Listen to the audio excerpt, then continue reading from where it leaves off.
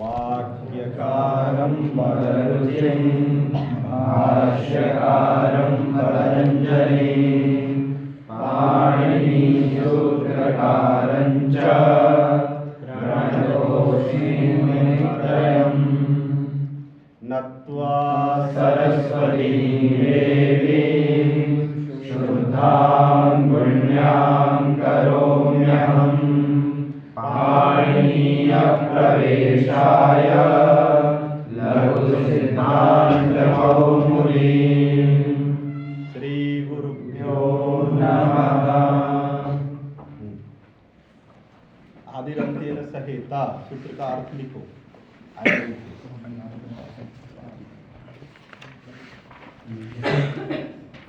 अंत्य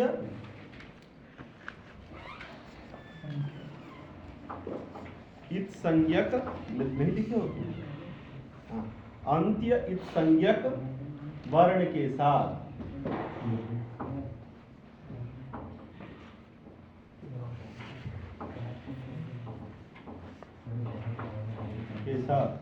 उच्चरित आदि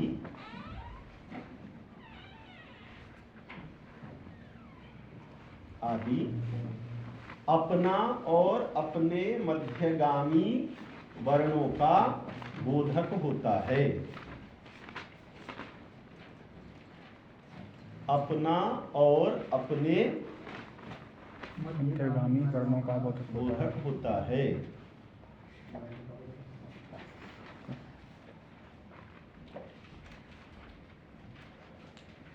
बोधक होता है। ये आदिरंतेन सहेता विशाल सब दिन आओगे ना बेटा? ये आजे नहीं अपने से आए हो कि कोई हाँ अपने से बोलिए। हाँ सब दिन आना, बैठ के सुनो, आएगा। पाठक जी नहीं आए? पाठक कहाँ रह जाते हो? हाँ हाँ कन्नू बोल तो आदिरंतेन सहेता सूत्र का अर्थ क्या है? अंत्य संज्ञक वर्ण के साथ उच्चार्यमाण आदि अपना और मध्य बीच वाले वर्णों का बोधक होता है। हाँ बोलो ज्योति जी। अंत्य संज्ञक वर्ण के साथ उच्चरित आदि अपना और अपने मध्यगामी वर्णों का बोधक होता है।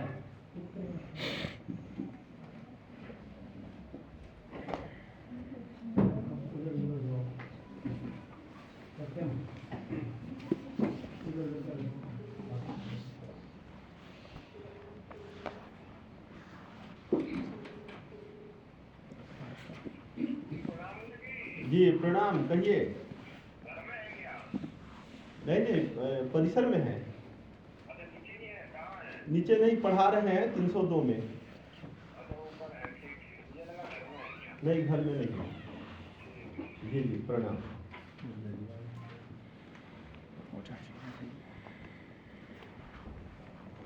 बताओ ये सब जो है महत्वपूर्ण सूत्र। कल तुम लोग कहाँ रह गए थे? नियाल जी कहाँ रह गए थे?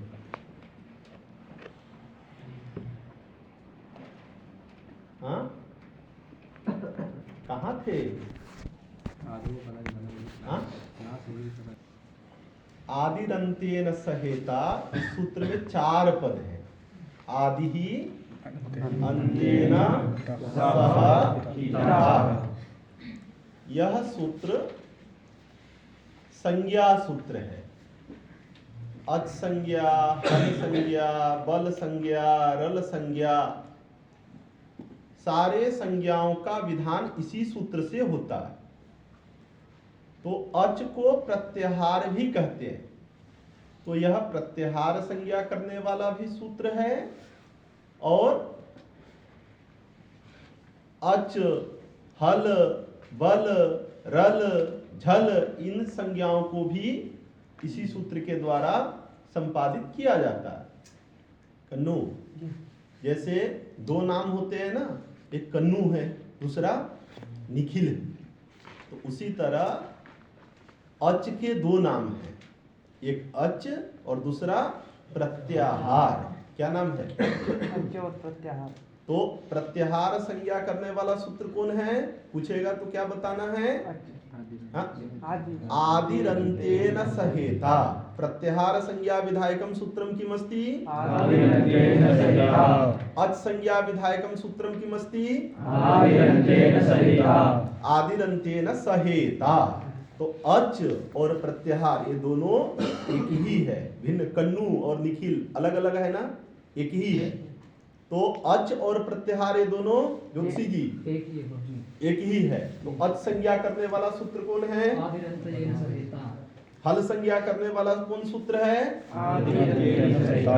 बल संज्ञा करने वाला कौन सूत्र है? आदिरन्तेन सहेता। इस सूत्र में कितने पद हैं? चार पद हैं। आदि ही अन्तेन सह पिता। तो जिस सूत्र में 4 पद होते हैं उसको क्या कहते हैं? चतुष्पदात्मकम सूत्रम। क्या कहते हैं? चतुष्पदात्मकं सूत्रम्। तो दूसरा वाक्य बोलना है, आदिरन्त प्रत्याहार संज्ञा विधायकम सूत्रम किमस्ति? पूरा बोलो, बोलो। प्रत्याहार संज्ञा विधायकम सूत्रम किमस्ति? पूरा बोलो ना। प्रत्याहार संज्ञा विधायकम सूत्रम आदिरन्तेन सहिता अस्ति। पुनः वद। प्रत्याहार संज्ञा विधायकम सूत्रम किमस्ति?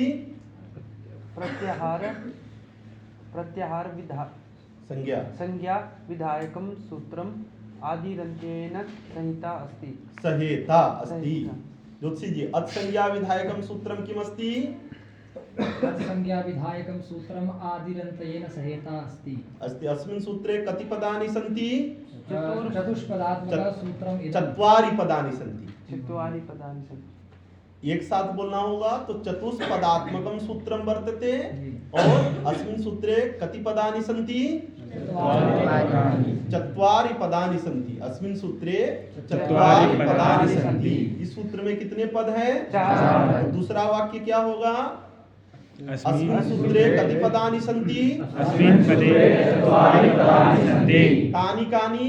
आदिः इति अन्तेन इति सह इति इता इति तृतीयान्तं पदम्। सूत्रस्य अर्थः कः वर्तते? अन्तेन इता सह आदिः मध्यगानां स्वस्य च संज्ञा स्यात्। हिन्द्यां का अर्थ अस्ति, बोलो ज्योतिषी। अंत्य इत संज्ञक वर्ण के साथ उच्चारित आदि अपना और अपने मध्यगामी वर्णों का बोधक होता है। जैसे हमको अच प्रत्याहार बनाना है। कौन प्रत्याहार बनाना है? तो अच प्रत्याहार बनाना है तो पहले देखेंगे चकार जो है किस सूत्र के अंत में है। तो चतुर्दश सूत्र में किस सूत्र के अंत में चकार है? ऐ औच। इस सूत्र के अंत में ऐ औच। तो अंत्य इत संज्ञक वर्ण कौन हुआ? ऐ औच का चकार। कौन हुआ? ऐ औच का चकार। उसके साथ उच्चार्यमान आदि कौन हुआ? अच। वह अच अपना अर्थात आकार का और अपने मध्यगामी वर्णों का बोधक होता है। आकार का और मध्यगामी वर्ण। मध्यगामी वर्ण कौन कौन है? तो अच प्रत्याहार में कितने वर्ण आएंगे? 9 वर्ण आएंगे। कौन कौन कन्नू? अ ई ओ रे रे ए औ। आई ए ओ आई औ। ठीक से बोलो। अ ई ओ रे रे ए ओ आई औ। ए ओ ऐ औ। पुनः बोलो। ए औ अ ई ओ रे रे ए ओ ऐ औ। तर्हि अच प्रत्याहारे कति वर्णाः आगच्छन्ति? 9 वर्णाः। विशाल, अच प्रत्याहारे कति वर्णाः आगच्छन्ति? कौन कौन? अवर्णः, इवर्णः, उवर्णः, ऋवर्णः, ए वर्णः, ओ वर्णः, ऐ वर्णः, औ वर्णः। तर्हि अच प्रत्याहारे कति वर्णाः आगच्छन्ति? 9 वर्णाः। बात समझ में आई? अब स्वस्य है। स्वस्य तो स्वस्य माने अपना। स्वपद से किसका बोध होता है? माने संज्ञा अच, गिरीश जी, अच अपना बोधक होता है। अब अपना कहने से तो अच अपना बोधक होता है। तो जैसे अच प्रत्याहार में अकार का बोध होता है, अकार आता है, उसी प्रकार किसको आना चाहिए? चकार को भी आना चाहिए। लेकिन अच प्रत्याहार में चकार आता है? एक बात। दूसरी बात कि संज्ञा कौन कौन है? अ और च, ये दोनों मिलकर के संज्ञा। तो एक नियम है, संज्ञा संगीनम बोधयति। छोटे लोग केवल सुनो, संज्ञा संगीनम बोधयति न तु आत्मानम। संज्ञा संगी का बोधक होता है, अपने स्वरूप का बोधक नहीं होता। तो यह जो अ है, ये किसका बोधक होगा? दो संज्ञा है, दो मिलकर के संज्ञा। संज्ञा कौन कौन है? दो। कौन कौन? अ और च। तो अ और च संगी के बोधक होंगे। संगी कौन? ये माने ई, उ, री, ली, ए, ओ, ऐ, औ, इनके बोधक होंगे, अपने बोधक नहीं होंगे। क्यों? संज्ञा संगीनम बोधयति न तु आत्मानम। संज्ञा संगी का बोधक होता है, अपने स्वरूप का बोधक नहीं होता।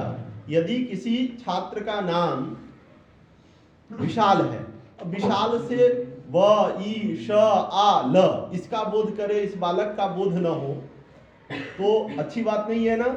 इसलिए संज्ञा किसका बोधक होता है? संगी का बोधक होता है, अपने स्वरूप का बोधक नहीं। तो स्व शब्द की अनुवृत्ति करने पर भी अच अकार का बोधक कैसे होगा?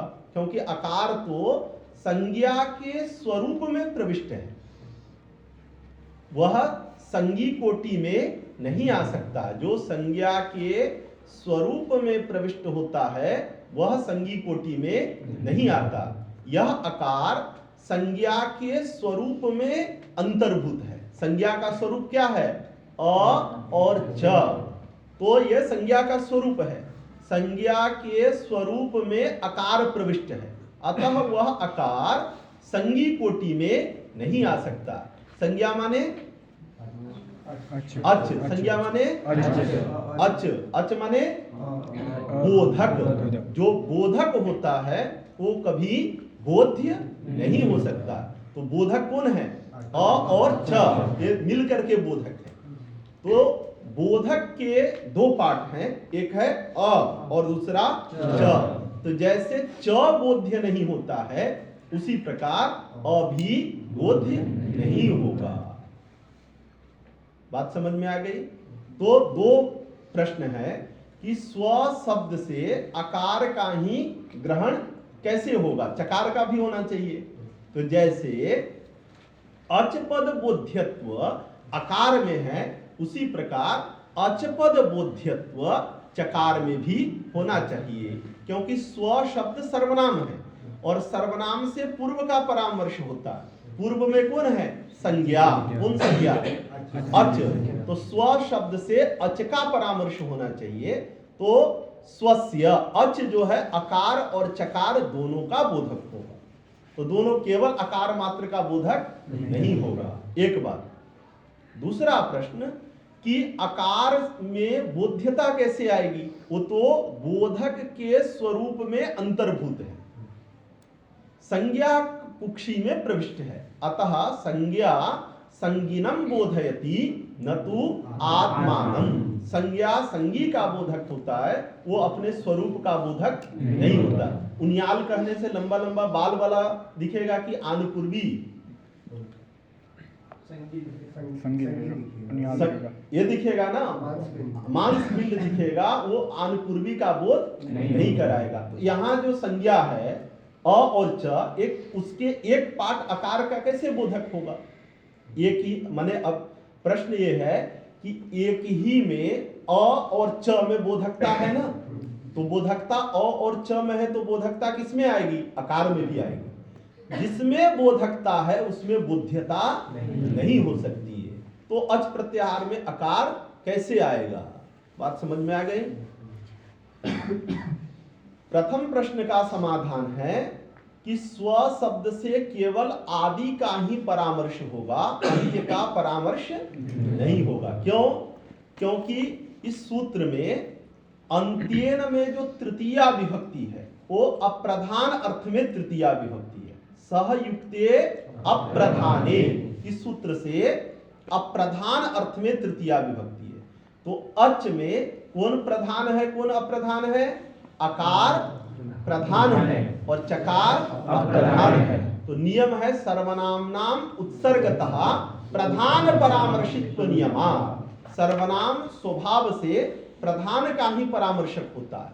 तो अच में कौन प्रधान है कौन अप्रधान है? अच में प्रधान है और च अप्रधान है। क्यों च अप्रधान है? क्योंकि आदिरंत्येन सहेता इस सूत्र में अंत्येन में सहयुक्ते अप्रधाने, इस सूत्र से अप्रधान अर्थ में तृतीया विभक्ति है। अप्रधान अर्थ में तृतीया होने के कारण अंत्य जो है वो अप्रधान है और आदि जो है वो प्रधान है। और स्व शब्द प्रधान का ही बोधक होता है। तो स्वम रूपम शब्दस्या शब्द संज्ञा इस सूत्र से जब स्व शब्द की अनुवृत्ति लाएंगे तो वह प्रधान का बोधक होगा। तो अच में अ और च दो लेटर है।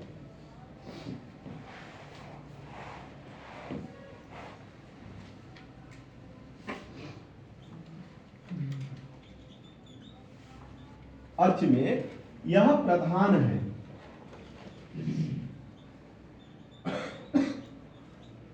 और चकार जो है वो अप्रधान है।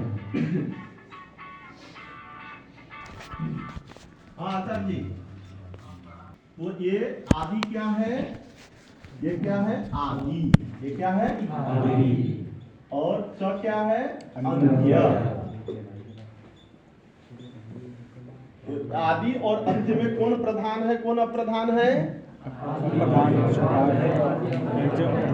क्यों? कैसे? क्योंकि आदिरंत्येन सहेता इस सूत्र में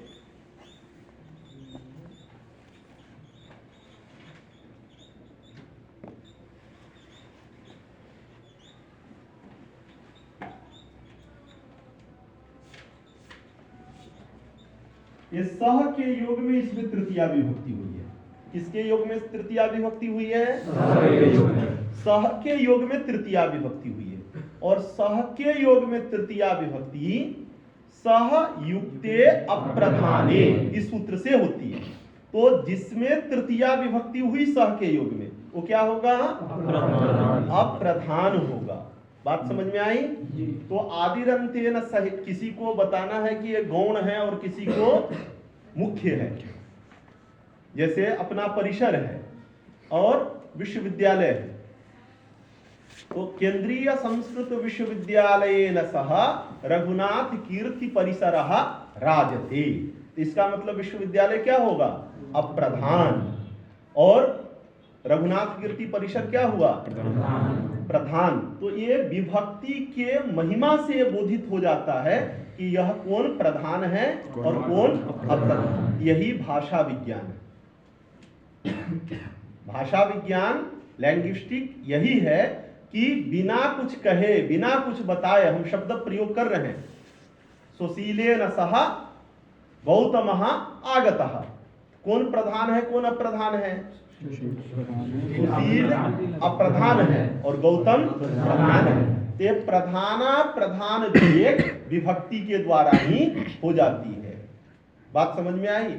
यही भाषा विज्ञान है जो बिना किसी के विषय में बताए शब्द प्रयोग से पता चल जाता है कि कौन इम्पोर्टेंट है और कौन इम्पोर्टेंट नहीं है। बात समझ में आई?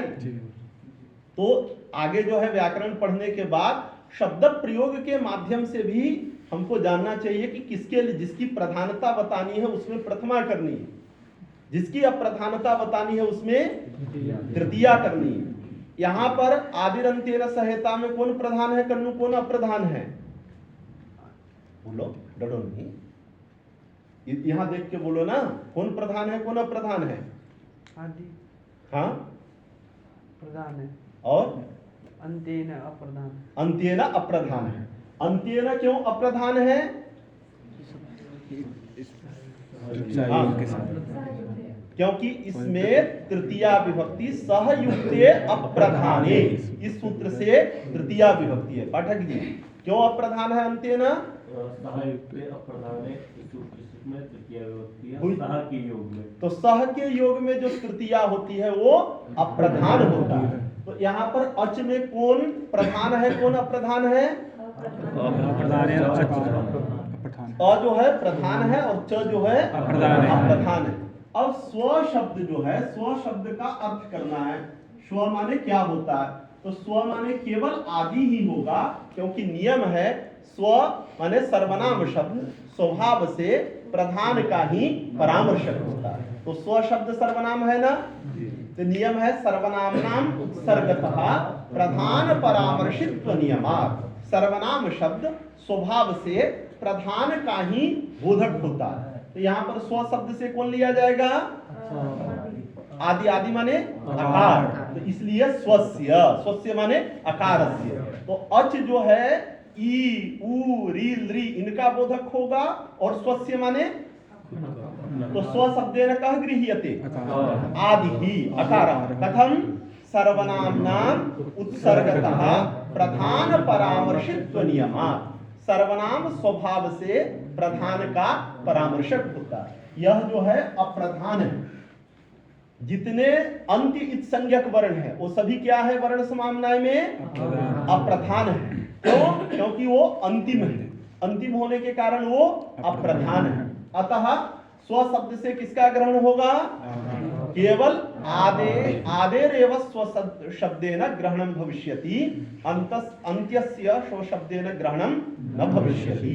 तर्हि स्व शब्देन कस्य परामर्शः भवति? अकारस्य। अतः अकार का ही अच प्रत्याहार में प्रवेश होता है, अन्य का अच प्रत्याहार में प्रवेश नहीं होता है। बात समझ में आई?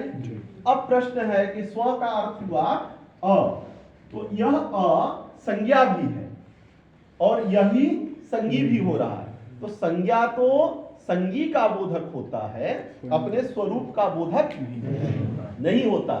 संज्ञा संगीनम बोधयति न तु आत्मानम। तर्हि स्व शब्देन सर्वनाम्नाम उत्सर्गतः प्रधान परामर्शित्व नियमात् आदेः परामर्शः भवतु, किंतु तस्मिन् अकारे बोध्यता भवितुं नार्हति। बोध्यता बोधकतायाश्च परस्परम विरोधा। एक ही में बोध्यता और एक ही में बोधकता नहीं रह सकती है। अगर स्व शब्द से आकार का परामर्श किए तो यह आकार क्या कहलाएगा? बोध्य कहलाएगा। और इधर क्या है? आकार बोधक है। तो एक ही आकार में बोध्यता और बोधकता नहीं रह सकती है। केवल या तो बोध्यता रहेगी या तो केवल बोधकता रहेगी। बात समझ में आई?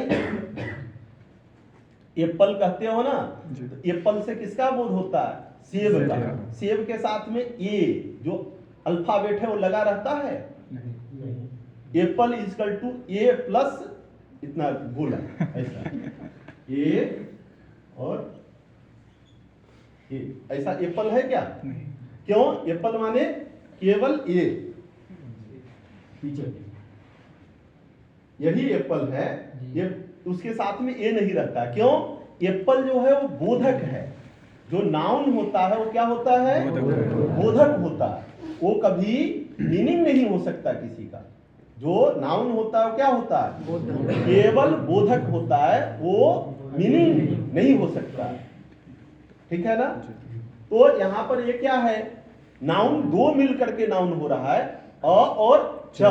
तो ये जो है इसका किसी का मीनिंग नहीं हो सकता। नाउन का मीनिंग नाउन नहीं हो सकता।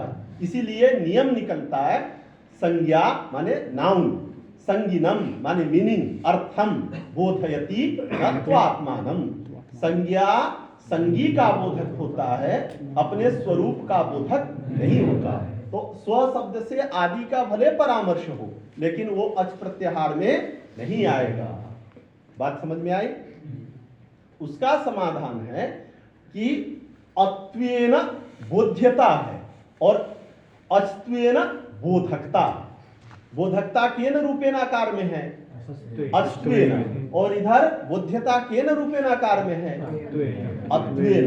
अत्वेन रूपेण बोधकता और अत्वेन रूपेण बोधकता और अत्वेन रूपेण बोध्यता है। क्यों? रूप भेद होने के कारण, माने बोध्यतावच्छेदक और बोधकतावच्छेदक भेद होने के कारण एक में बोध्यता और बोधकता संभव है रूप भेद होने के कारण। बोध्यतावच्छेदक क्या है? अत्व, और बोधकतावच्छेदक क्या है? अत्व और अत्व दोनों में भेद है कि नहीं? तो बोध्यतावच्छेदक और बोधकतावच्छेदक में भेद होने के कारण एक ही में बोध्यता और बोधकता रह सकती है। अस्त्वेन रूपेण बोधकता और अस्त्वेन रूपेण बोध्यता नहीं रहेगी, लेकिन अस्त्वेन रूपेण बोधकता और अत्वेन रूपेण बोध्यता रह सकती है। ये ऐसा भगवान पाणिनि जी बताते हैं। कहां पे बताते हैं? अच्छ घे सूत्र है, अच्छ घे। तो घे है, ये कैसे बनता है? घी शब्द है, घी। अच्छा घे, हे एक षष्ठी विभक्ति का रूप है घे। घी शब्द है, घी शब्द से षष्ठी विभक्ति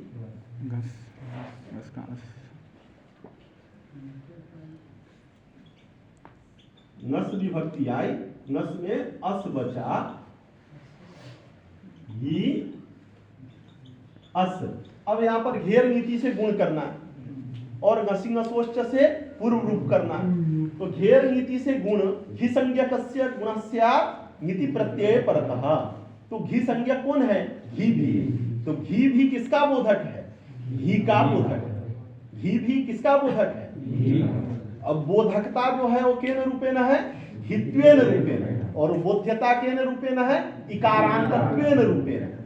तो घी भी किसका बोधक है? घी का बोधक है, इसलिए घेर नीति से यहां पर गुण हो जाता है। तो अकार भी अच प्रत्याहार में आएगा। अच्छा, अकार में बोध्यता केन रूपेण है? बोलो जोर से। तो अत्वेन रूपेण बोध्यता वर्तते। बोधकता केन रूपेण अस्ति? अस्त्वेन रूपेण बोधकता अस्ति। अतः बोध्यतावच्छेदक भेदः बोधकतावच्छेदक भेदश्च अत्र वर्तते। अतः एकस्मिन् एव अकारे अस्त्वेन रूपेण बोधकता अत्वेन रूपेण बोध्यता च स्थातुं शक्नोति।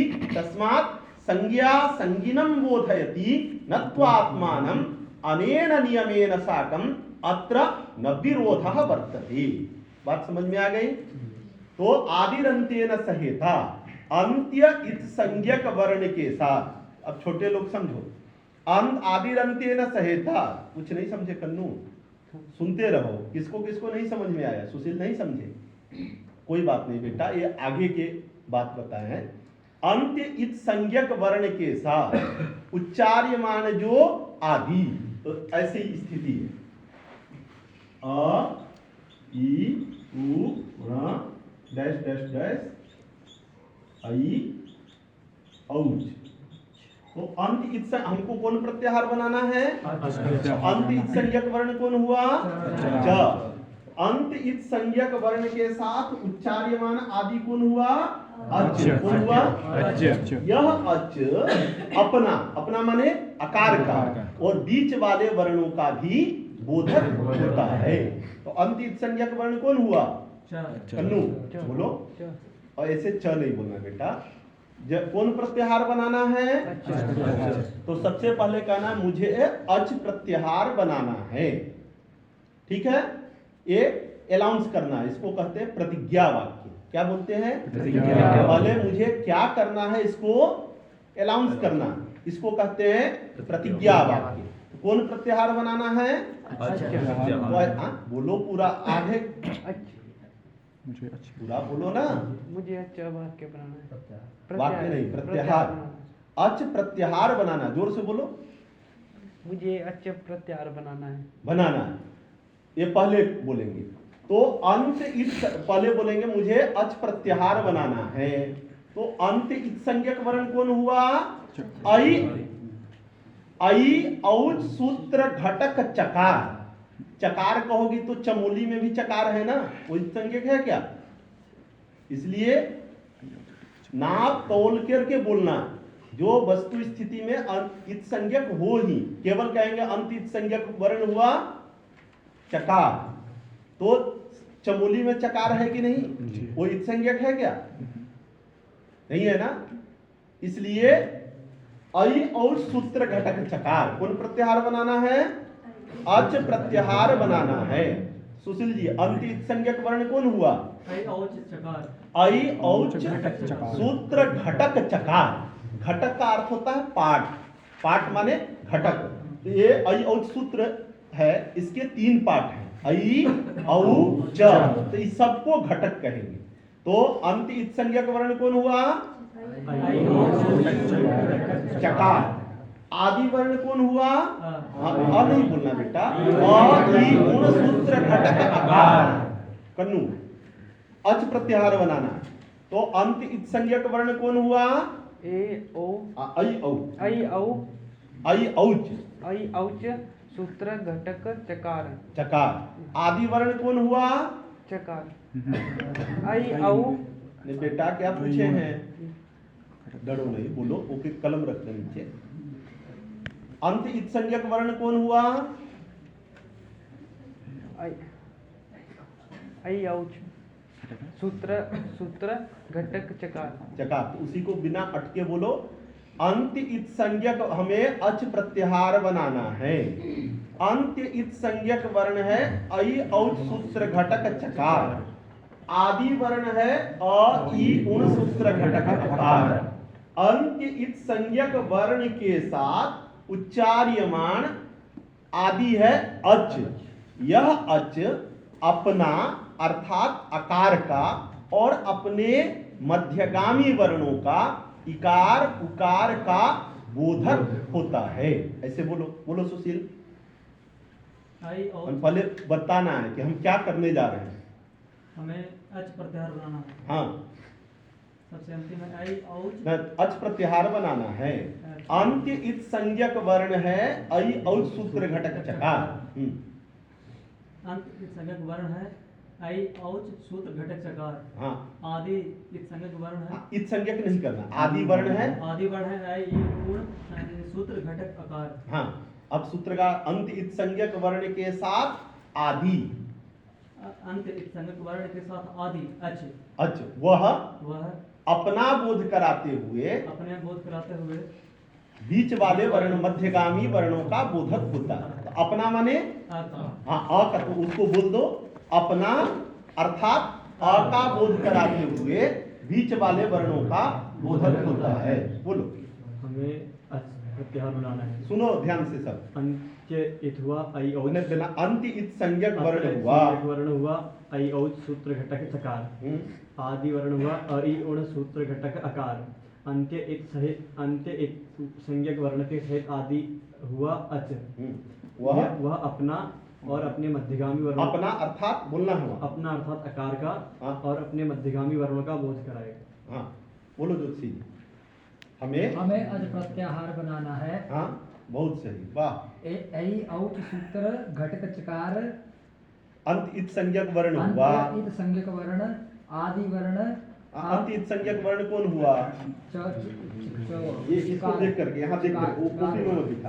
हाँ, बोलो। चकार हुआ। कौन चकार? जो गुरुजी ऐ औच सूत्र घटक वर्ण। चकार। तो इसे बोलो अंत इत्संज्ञक वर्ण हुआ ऐ औच सूत्र घटक चकार। हाँ, आदि वर्ण हुआ आदि वर्ण हुआ गुरुजी। यहाँ देखो ना, यहाँ आई उण सूत्र घटक आकार। आकार। अंत इत्संज्ञक वर्ण के साथ उच्चार्यमान आदि हुआ चकार। हाँ? अच गुरुजी। अच, वह अच अपना अर्थात आकार का और अपने मध्य सभी वर्ण मध्यगामी, उसको बोल देना है, मध्यगामी वर्ण वर्णों का और अपना बोधक होता है। बोलो सत्यम। हमें अच प्रत्याहार बनाना है। हाँ, अंत्य एक संज्ञक वर्ण है ऐ औच सूत्र घटक चकार। हाँ, आदि वर्ण है अ ई उण सूत्र घटक अकार। हाँ, अंत इत संज्ञक वर्ण के साथ अंत्येत संज्ञक वर्ण के साथ जो आदि उच्चार्यमान आदि उच्चार्यमान जो आदि कौन है? अच हाँ, वह अपना अर्थात अर्थात आकार का हाँ, और मध्यगामी वर्णों का बोध करता है। मध्यगामी वर्ण माने उसको भी बोल दो, ई उ री री, ऊ डी री इन वर्णों का बोध करता है। बोलो पाठक जी। हमें अच प्रत्याहार बनाना है। हाँ अंत नहीं, अंत इत संज्ञक वर्ण हुआ, अंत संज्ञक वर्ण ऐ औच सूत्र घटक घटक चकार हाँ एवं आदि वर्ण ऐ उड़ सूत्र घटक अकार हाँ स्वयं का हाँ, हाँ, स्वयं ये आदि हुआ, आदि अंत बता दिए। तो अंत इत संज्ञक वर्ण के साथ उच्चार्यमान आदि कौन हुआ? अकार। अकार नहीं बेटा, जैसे पाठक के साथ में सत्यम, तो दो होते हैं कि एक? दो। तो दो बोलना है ना, तुम तो एक ही बोल रहे हो। कौन हुआ? अच। हाँ, वह स्वयं अर्थात उनियाल जी, अकार एवं बोलो। मध्यगामी वर्णों का बोध कराता है। बोलो। आज हमें अच प्रत्याहार बनाना है। हमें प्रत्याहार बनाना है। तो अंत इत संज्ञक वर्ण खोजो ना।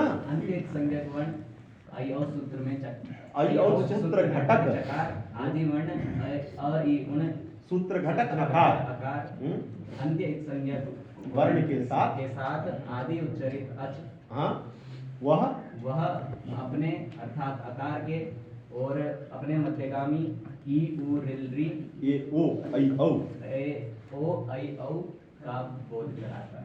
हाँ बोलो हर्षी। टोपी खोल दो, धूप नहीं है। बुढ़े कहीं कोई टोपी पहन के, कोई कुछ पहन करके बोलो।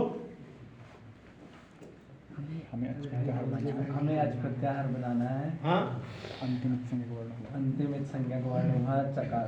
हाँ, अभी 20 बार मंगवाए, अब डंडा मंगवाऊंगा। ये औच का चकार। आई औच सूत्र घटक चकार। आई औच सूत्र घटक चकार। हाँ आदि वर्ण हुआ। और मध्य आदि वर्ण हुआ, आदि वर्ण हुआ आई औच घटक अयुण घटक अयुण घटक आकार। हाँ ये अपने मध्यगामी वर्ण। अंत इत संज्ञक वर्ण के साथ, अब तीसरा स्टेप, अंत इत संज्ञक वर्ण के साथ उच्चार्यमान आदि कौन हुआ? अच्छा अच। वह अपने मध्यगामी वर्ण अपना बोध कराते हुए। वह अपना बोध कराते हुए शर्मा जी बोलिए। हाँ हमें आज प्रत्याहार बनाना है। हाँ जोर से बोलो। हमें थोड़ा आज जैसे प्रत्याहार कक्षा में पढ़ा, अरे सब प्रोफेसर बनोगे, ये बता रहे हैं कि बच्चे जो है क्लास में बोर न हो, साफ साफ बोले। जी, हमें आज प्रत्याहार बनाना है। हाँ अंतिम संज्ञक वर्ण हुआ आई औ सूत्र आई औच सूत्र घटक सूत्र घटक चकार। हाँ आदि वर्ण हुआ अयुण सूत्र घटक आकार। हाँ अंत अंतिम संज्ञक वर्ण के साथ साथ उच्चार्यमान आदि उच्चारण आदि हुआ अच। वह अपना अर्थात आकार का और अपने मध्यगामी वर्णों का बोधक होता है। हाँ हमें अच प्रत्याहार बनाना है। अरे वाह। हाँ और उसमें अंत इत संज्ञक वर्ण हुआ आई औच औच। आई औच और आदि आई और सूत्र घटक चकार, यहाँ स्टॉप करना है। अंत इत संज्ञक वर्ण हुआ आई औच सूत्र घटक सूत्र घटक आचार चकार। चार हाँ और आदि आदि इधर देखो, हम उंगली दिखा रहे हैं। जो आदि वर्ण है वो अ उण सूत्र घटक आकार। अब सूत्र का अर्थ अंत इत संज्ञक वर्ण के साथ उच्चार्यमान आदि कौन हुआ? अच्छा अच। यह अच अपना बोध कराते हुए अपने बीच वाले वर्णों का ई उ इन वर्णों का भी बोधक होता है। हमें अच प्रत्याहार बनाना है। हम्म, अंत्य इत संज्ञक वर्ण हुआ ए औच सूत्र का चकार। हाँ आदि वर्ण हुआ ऐ उण सूत्र का आकार। हाँ ऐ उण सूत्र घटक आकार। हाँ अंतिम और अंत्य अब सूत्र का अर्थ अंत इत संज्ञक वर्ण अंत्य के इत साथ। संज्ञक वर्ण के साथ मिलकर बना अच। हाँ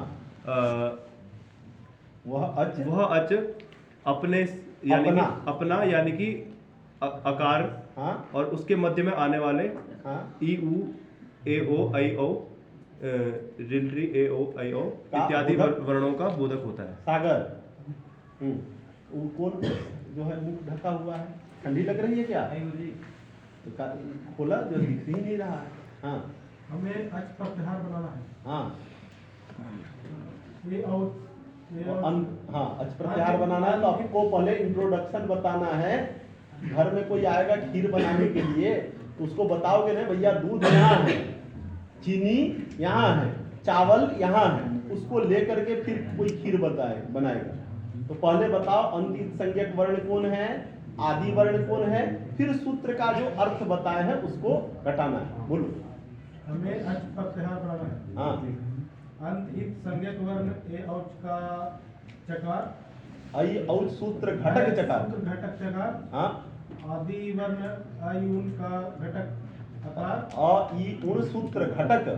आई उन सूत्र घटक अकार। हाँ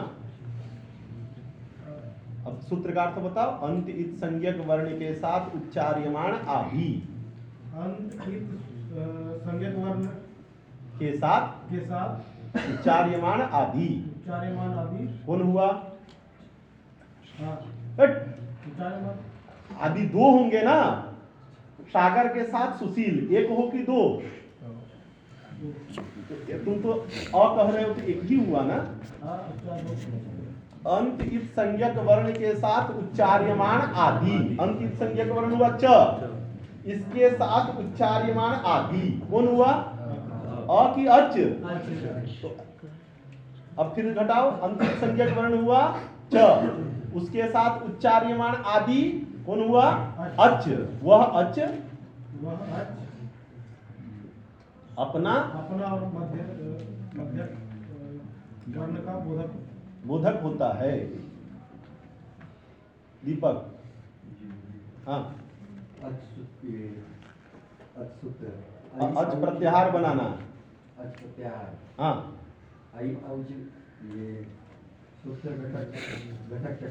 हाँ अंत इत संज्ञक वर्ण हुआ अय और सूत्र घटक चकार। इतना 20 लोग कहे, अभी तक बुद्धि में नहीं पड़ी। आदि वर्ण हुआ अकार, और शकार के साथ उच्चार्यमाण आदि हुआ। अरे अ दिख रहा है, अच। वह अपना बीच वाले वर्णों का बोधक होता है। किसी को दिक्कत? तुम बोल दो भैया, सब लोग कह रहे हैं तुमसे नहीं पूछे। हाँ प्रत्याहार बनाना है। हाँ अंत संग वर्ण हुआ सूत्र घटक चकार। हाँ आदि शब्द आदि वर्ण हुआ अ ई गुण अकार। अ ई उण सूत्र घटक। बोलो। हाँ अंत इत संज्ञक वर्ण के साथ वर्ण के साथ उच्चार्यमाण आदि कौन हुआ? अच। अच। हाँ वह अपना अर्थात अकार का और आदि का बोध कराता है। आकार का और मध्यगामी। बोलो भैया। हाँ तब का हमें अच प्रत्याहार बनाना है। हाँ इसमें अंत्य इत संज्ञक वर्ण है ए औच। हाँ, ये देख करके पिटाई करेंगे फिर। ये ओच है। आई औच। हाँ आई औच का चकार। आई औच सूत्र घटक चकार। हाँ और आदि वर्ण है आ ई ओड़ी का। हाँ, फिर आदि उनका कौन? अ कहाँ है? नहीं समझ में आई? नहीं समझ रहे हो? अंत इत संज्ञक वर्ण कौन हुआ? चकार। आदि वर्ण कौन हुआ? अंत इत संज्ञक वर्ण के साथ जो उच्चार्यमाण है कौन? अयो, वो आदि नहीं। और जिस आदि के साथ में उच्चार्यमाण है इको एणची का अच, वो अकार के साथ उच्चार्यमाण है, लेकिन वहां का चकार जो है इत संज्ञक वर्ण नहीं है। यहाँ का ये चकार इत संज्ञक वर्ण है नहीं है बेटा। अच का चकार इत संज्ञक वर्ण है। इको यणची में, इको यण में णकार की, अच में चकार की इत संज्ञा होती है? नहीं होती है। क्यों नहीं होती है? फलाभावा, उसके इत संज्ञा का कोई फल नहीं।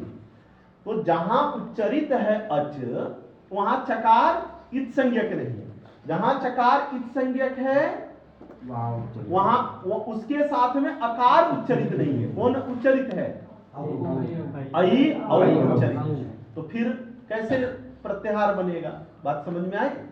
इसलिए इसका सदृश ये है चकार, और इसका सदृश ये है अकार। बात समझ में आ गई? तो अब क्या कहना है सूत्र का अर्थ? अंत्य इत संज्ञक वर्ण कौन हुआ?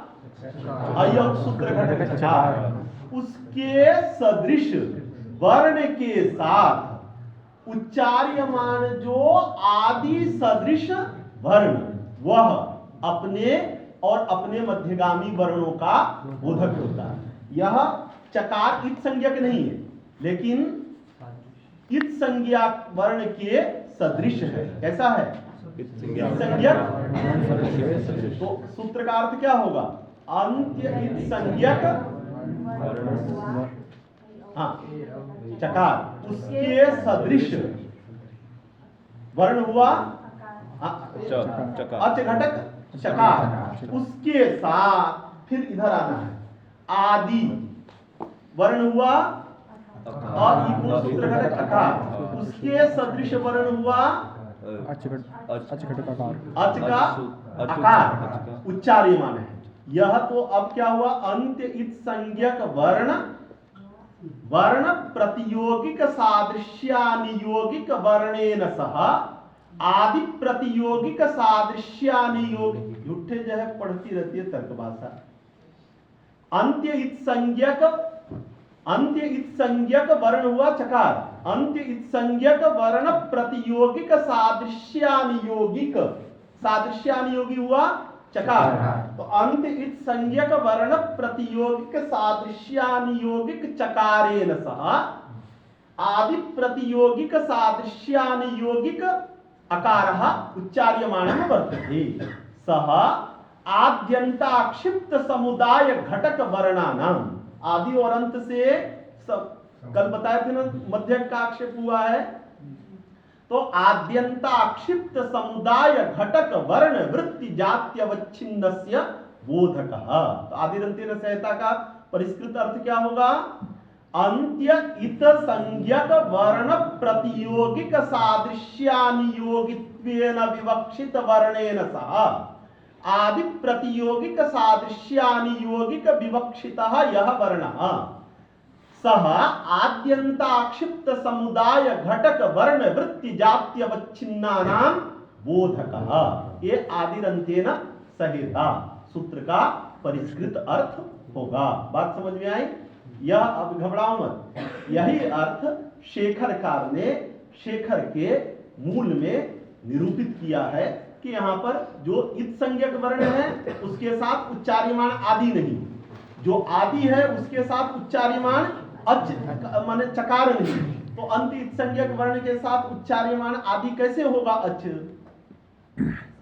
बात समझ में आ गई? अच में चकार के साथ अकार उच्चरित है, लेकिन यह चकार क्या नहीं है? इत संज्ञक नहीं है। इत संज्ञक कौन है? उसके साथ में अकार नहीं उच्चरित है, उसके साथ में कौन उच्चरित है?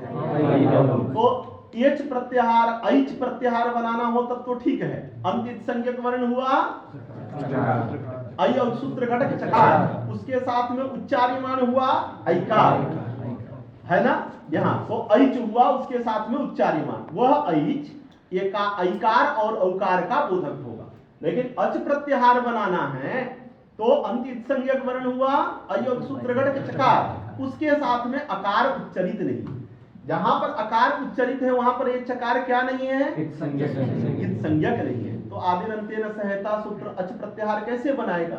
इसलिए अंत्य इत पद की अंत्य इत सदृश में लक्षणा करते हैं और आदि पद की आदि सदृश में लक्षणा करते हैं। अंत्य इत पद की अंत्य इत सदृश में लक्षणा और आदि पद की आदि सदृश में लक्षणा।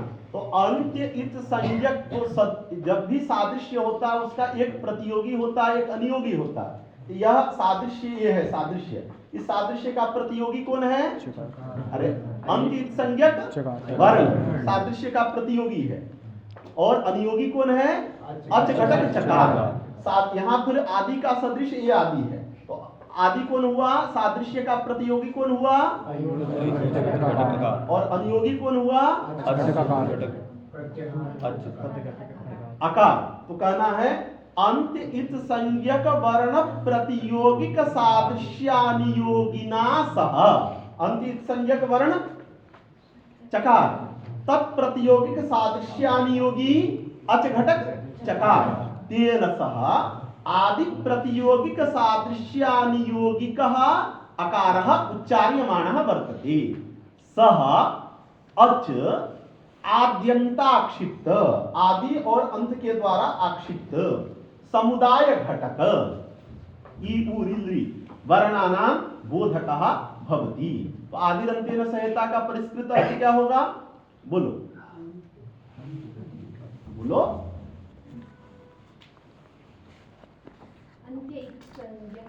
वर्ण वर्ण प्रतियोगिक,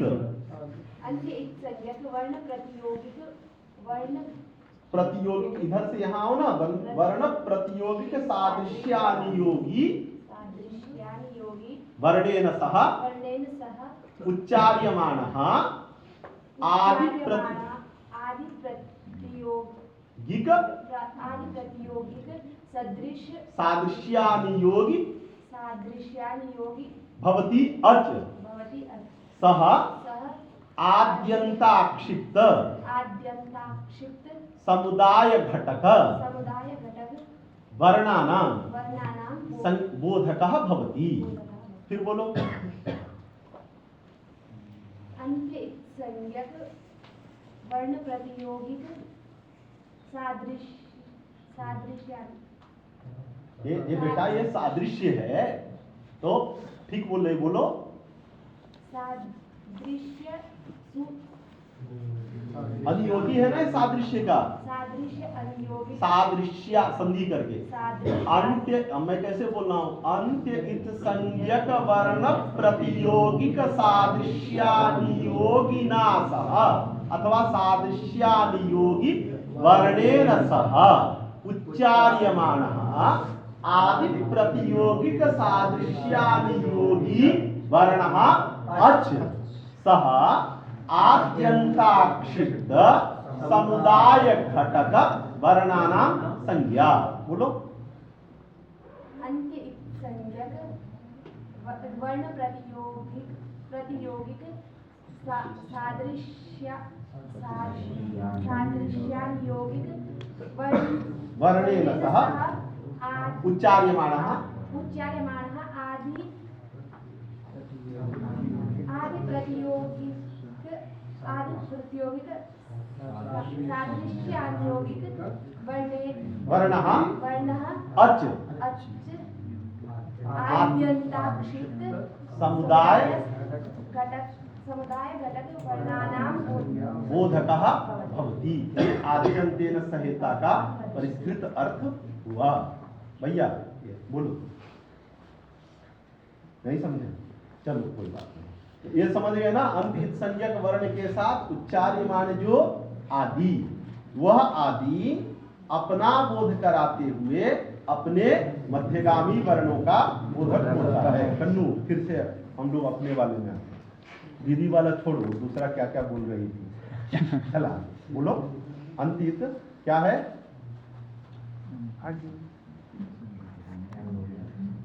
बोलो।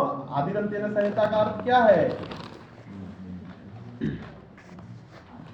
अंत्य इत संज्ञक वर्ण के साथ उच्चार्यमान आदि अपना और मध्य बीच वाले वर्णों का बोधक होता है। हाँ, हो गया ना? इसमें कोई किसी को दिक्कत? पीछे बोल नहीं रहा भैया, दिक्कत? फिर बताऊं? सूरज चल।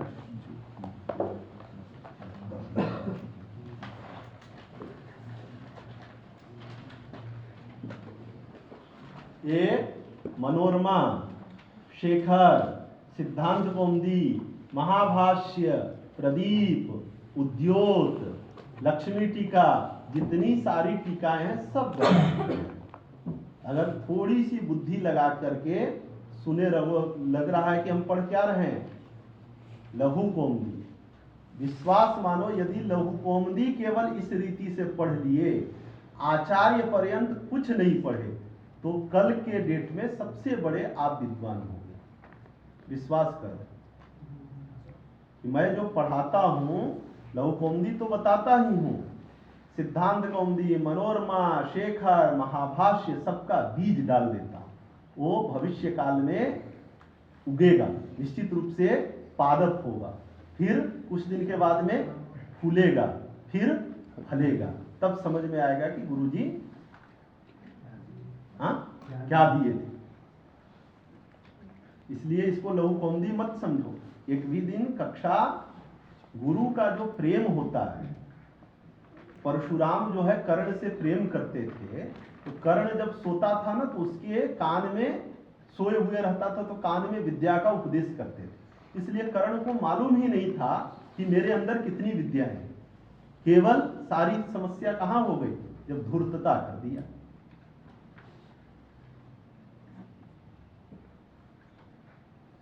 झूठ बोल दिया था ना, इसलिए असत्य भाषण नहीं, सत्य भाषण जब करे तो ये सारी विद्याएं पचने लगती है, और पच करके बहुत दूर तक बुद्धि को स्वच्छ कर देता। तो जिनको ये प्रतियोगी अनियोगी वाला न भी समझ में आया, वो भी सुने रहोगे, तो भविष्य में कभी पढ़ने को मिलेगा तो घबराहट नहीं होगी कि ये क्या बोल रहे हैं, तो धीरे धीरे आएगा। कुछ भूमि की शक्ति होती है जिसमें अधिक नमी रहता, उसमें बीज जल्दी उगता, और किसी में लेकिन पकता है सब एक साथ ही, उसमें गड़बड़ी नहीं होती। आम का पेड़ देखे हो, अभी मंजरी आ रही है आम में, कुछ डाली में नहीं आती, डाली में नहीं आती, आती है तो कुछ में पहले आ जाती है, कुछ में और कुछ में आती नहीं आती है, लेकिन नहीं वाला कोई नहीं है। सब डाली है उसमें आने वाली है, तो मंजरी आने वाली है, तभी तो 6 बज गया है, सब बैठे हुए हैं। अब किसी किसी को उबियाहट हो रहा है, उसको उबियाहट हो रहा है ना तुम्हें, 6 बज गया, गुरुजी छोड़ नहीं रहे। लेकिन आम का सीजन समाप्त होता है एक ही साथ, 10-15 दिन आगे पीछे, लेकिन ऐसा है कि कोई साल भर पहले पक गया, कोई साल भर बाद में पका। इसलिए सबकी विद्या फलवती होगी एक ही साथ। किसी का 1 महीना पहले अपॉइंटमेंट होगा, किसी का 1 महीना बाद, लेकिन होना जो आम है उसको पकना तो सबको है कि नहीं पकेगा, पकता है ना, उसी सीजन में कि दूसरे सीजन में। पिछले साल का आम हरा वाला इस सीजन में पकेगा क्या, नहीं पकना है, बस 5 दिन 10 दिन अंतर होगा, सीजन का अंतराल नहीं होता। बात समझ में आई? इसलिए सब दिन आकर के पढ़ना। अब एक आप लोगों के अनुपस्थिति के कारण एक जो है ये फिर से पाठ पढ़ाना हुआ, और चूंकि पीछे वाले लोगों की हानि न हो इसलिए 2-3 चीज नहीं बतानी पड़ी, बोध्यता, बोधकता और एक प्रतियोगी अनियोगी वाला, नहीं तो ये सब जाकर के पीछे कहते कि गुरुजी